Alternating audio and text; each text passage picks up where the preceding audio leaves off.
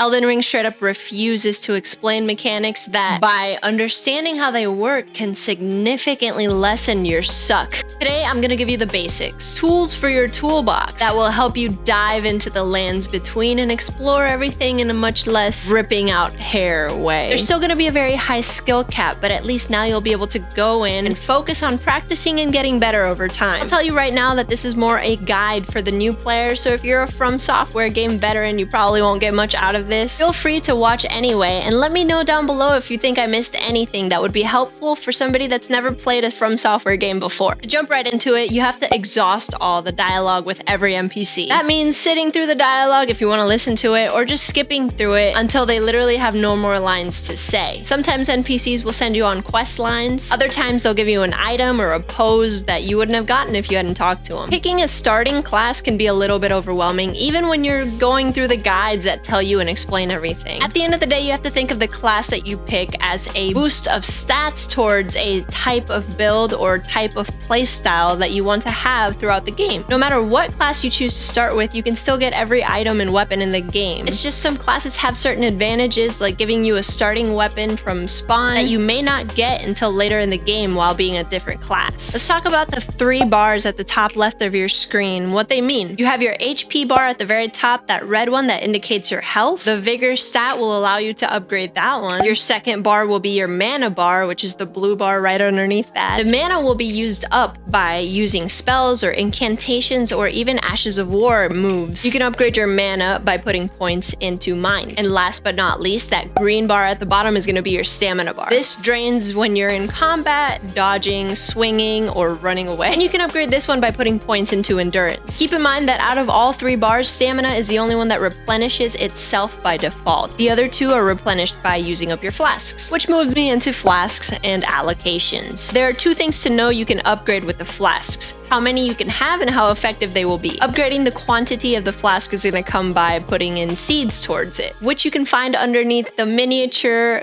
gold glowing trees. To upgrade the effectiveness of the flask that you gulf down are going to be these tiers, which you can find at churches throughout the world. When you're out and about in the world of Elden Ring, it is very easy to be overwhelmed and murked by large groups of enemies. It doesn't matter if you're over leveled for a certain area, multiple enemies could be a huge threat that can easily be avoided most of the time. So use your big, juicy, meaty body to go out and bait 1 or 2 enemies at a time, which is much easier to deal with. This could be done by getting close enough to get one to notice you and then running away. Or you could throw stuff at them, like throwing knives or balls of fire. Talking about the combat, button cues, stance breakers, and stamina management. Button mashing is your worst enemy. Every button press must be deliberate. You see, every button you press goes into a queue, more or less. You cannot interrupt an action once it's taking place. Here's an example. Say you press the light hit once, immediately followed by a heavy hit, and you realize mid-light hit that you want to get the fuck out of the way because you're about to be turned into pudding. By the time you hit your 3rd button, which is the dodge, dodge, dodge, dodge, dodge, your heavy hit will have already been queued and will be taking place, which means instead of getting the fuck out of the way, you are getting smooshed.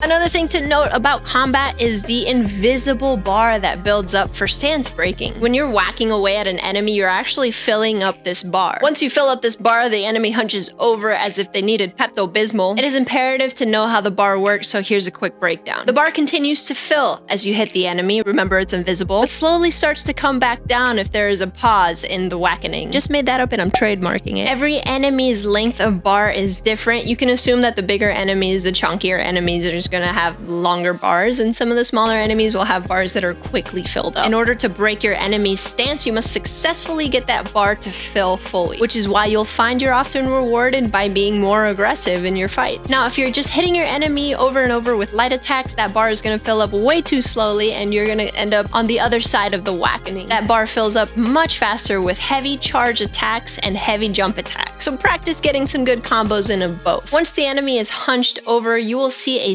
slight golden glow somewhere on their body, usually their front. Depending on how large or small the enemy is, it's different. At this point, you can walk up to the enemy, face it directly on its glowing point, and then press the light attack once. You'll get a devastating blood splattering chunk of health out of them. But keep in mind that if you press the light attack too early or too late, it's simply not gonna work. It has to be perfectly timed and you have to be perfectly positioned. The booty smack is another way you could take a big chomp out of your enemy's health bar. If you can position yourself directly behind the enemy and hit the light attack button, you'll be able to stick your weapon somewhere where the sun don't shine. It's gonna join the dark side, some might say. This attack can be done at any point while fighting most enemies, but obviously it's gonna be easiest to do so if you're sneaking up behind them. Next up on the list is the roll. There will be times throughout your journey where you will find the most incredible piece of armor you've ever seen in your entire life, and you have to throw it on right away. If you don't pay attention to the weight and your equipment load, you might find yourself doing this really slow, painful roll, commonly referred to as the fat roll. Now you move slower than a sloth while sleeping and your timing is fucked. This game doesn't give you a gym to hit leg day, so in order to become strong and be able to put on heavy armor, you're gonna want to put into the endurance stat, which raises your equipment load. Another thing to note about the roll is the immunity frames you get in the middle of it. These immunity frames are just as they are described. You have invulnerability for about half a second during your roll, so perfectly timing this roll during enemy attacks is crucial. Now with that being said, don't be afraid to roll into an enemy attack, maybe at an angle, to close the gap in order to get some whacks in. As long as you do it at the right time, you should be able to do it with no problems and taking no damage. And now you can bitch slap some motherfuckers in the face. Let's talk weapons, scaling, and upgrades. Weapons have stats that they perform better with than others, so it's crucial to understand these stats in order to get the most bang for your buck out of your swangs. When a weapon favors a specific stat, that's when you say it scales with it. And each of the stats is gonna have a grade. The higher the grade, the better the weapon will scale. D being the worst, and S meaning that the weapon is definitely gonna get into college. You can upgrade these weapons using smithing stones, which you can find throughout the world. This will level up your weapon and give you an overall better damage dealt. I'm gonna really skim the surface with spells and incantations. Spells are gonna be your magic in the game that scale with intelligence. In order to use said spells, you need to wield a staff. Once you learn a spell, which you'll eventually find people that sell the spells and you can buy it from them, you can then equip them at the sites of grace. And as long as you have your staff handy dandy, your spell will be at the very top of the bottom left. The item that you use at the top, you can, cycle through them and boom, you're a wizard, Harry. Incantations work very similarly, except they scale with faith, and instead of a staff that you need to yield, it's going to be a seal. Everything else is the same for them. You learn them and then you equip them at the sites of grace. All right, moving on to multiplayer.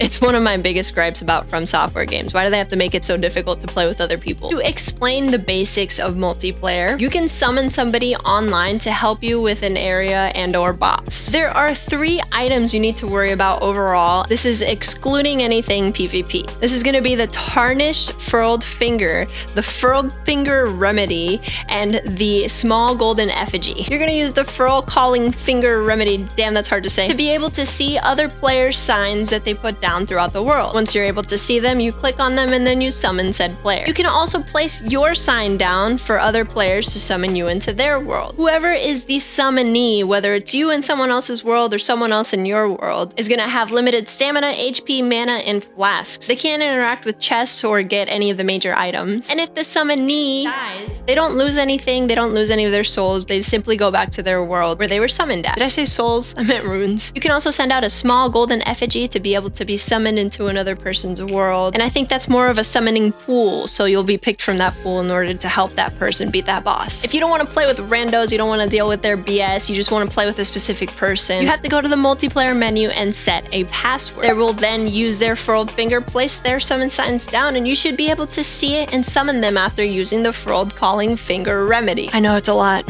Be sure to be in the same place as your friend because their sign will appear in your world in the same place that they place their sign in their world. The finger and the effigy are both unlimited use items, but the furl calling finger remedy, the one that you use to be able to see other people's signs, is actually a consumable item, which you'll find yourself running out of quickly if you enjoy playing with other people. You can find some scattered throughout the world, or you can craft them, which is what I recommend doing. And with that, this leads me to my final piece of advice. Take advantage of the crafting. It's a new mechanic in the Souls-like games, and it is a wonderful quality of life addition. Before you get started, in order to craft anything, you'll need a crafting kit. If you don't own one, the craft sign will be grayed out. You can actually buy the crafting kit pretty early on. A merchant at the Church of Elle can be found north of the starting area, and you can purchase it for about 300 runes. I am by by no means an expert at this game, but I know the things that I laid out for you guys today are things that I wish I would have known when I played my first From Software game. Liking, commenting, and subscribing helps me out a ton, but you guys already knew that. You've been on YouTube before. Thank you guys for watching. I hope you enjoyed the video, and I hope you guys are having a wonderful night, day, afternoon, whatever time it is in your time zone, and I hope to see you guys in the next video.